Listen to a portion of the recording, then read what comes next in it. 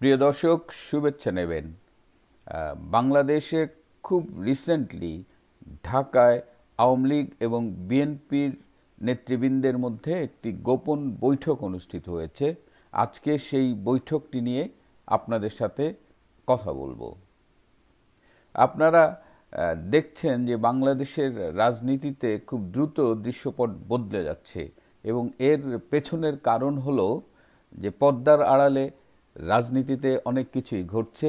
তারই ধারাবাহিকতায় এই খুব সম্প্রতি পশ্চিমা এক রাষ্ট্রদূতের বাসায় বিএনপির দুইজন এবং আওয়ামী লীগের দুইজন প্রভাবশালী নেতার মধ্যে এক গোপন বৈঠক অনুষ্ঠিত হয়েছে এবং সেই বৈঠকে দুই দলের নেতৃবৃন্দই ঐকমত্য পোষণ করেছেন যে বাংলাদেশে অচিরেই একটি সুষ্ঠু, নিরপেক্ষ ও অংশগ্রহণমূলক নির্বাচন অনুষ্ঠিত হওয়া জরুরি হয়ে পড়েছে। এবং পশ্চিমা রাষ্ট্রদূত তিনিও বলেন যে তাদের পক্ষ থেকে তারা ইউনূস সরকারের উপরে চাপ অব্যাহত রাখবেন যাতে দ্রুততম সময়ে বাংলাদেশে একটি সুষ্ঠু ও গ্রহণযোগ্য নির্বাচন অনুষ্ঠিত হয়।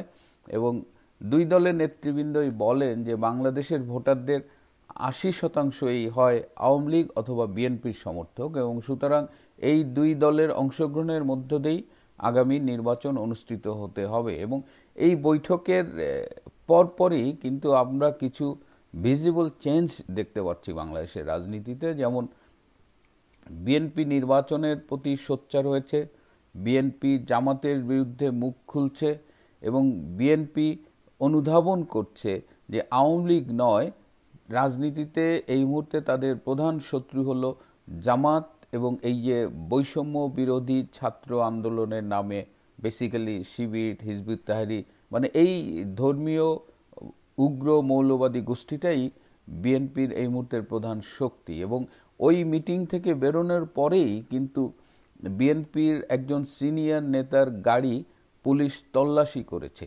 এটা খুব আনইউজুয়াল একটা ঘটনা যে বর্তমানে বাংলাদেশের যে অবস্থা সেখানে বিএনপির একজন সিনিয়র নেতার গাড়ি পুলিশ তল্লাশি করবে। সুতরাং এই মিটিংয়ের খবর কিন্তু অবৈধ ইউনূসের কাছেও চলে গিয়েছিল এবং তারা জানে যে এরকম একটা ঘটনা ঘটছে। এবং এখন এই সমন্বয়কদের কথাবার্তা, উপদেষ্টাদের কথাবার্তা আপনারা একটু ফলো করে দেখবেন যে এখন তারাও বুঝতে পারছে যে বাংলাদেশে যে পরিবর্তনটা আসতেছে তাতে তাদের খাওয়া উঠে গেছে। তারা যে কিংস পার্টি করে ক্ষমতা দীর্ঘকাল থাকবে, নির্বাচন দেওয়ার নামে টালবাহানা করবে, সংস্কারের নামে দেশবাসীকে মূলা ঝুলায় রাখবে, অল দোজ আর গন। এখন তাদের সামনে খুব বেশি অপশান নাই। আমি আগেও বলেছি যে বুদ্ধিমান হলে একটি নির্বাচন দিয়ে চলে যান, আর যদি অন্য কোনো অপশানের ধান্দায় থাকেন তাহলে কিন্তু পালাবারও পথ পাবেন না।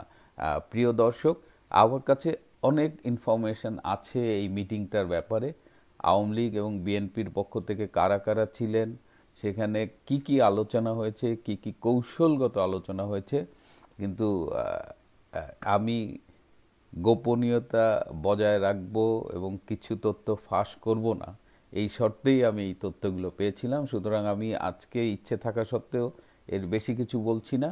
শুধু আপনাদের এইটুকু আশ্বস্ত করতে চাই যে বাংলাদেশের বৃহত্তম দুই রাজনৈতিক দল আওয়ামী লীগ এবং বিএনপি, তাদের মধ্যে একটি গোপন সমঝোতা হয়েছে, তাদের মধ্যে যোগাযোগ স্থাপিত হয়েছে এবং এটি আমাদের গণতন্ত্রের জন্য এই মুহূর্তে একটি ভালো খবর। এবং এরই ধারাবাহিকতায় বাংলাদেশে একটি সুষ্ঠু গ্রহণযোগ্য নির্বাচনের আয়োজনের চেষ্টা চলছে এবং তার সাথে পশ্চিমা বিশ্বের যে দূতাবাসগুলো বাংলাদেশে আছে তারাও তাদের অবস্থান ব্যক্ত করেছে এবং তারা চায় বাংলাদেশে অচিরে একটি নির্বাচন হোক এবং সেই নির্বাচনটি অংশগ্রহণমূলক হোক।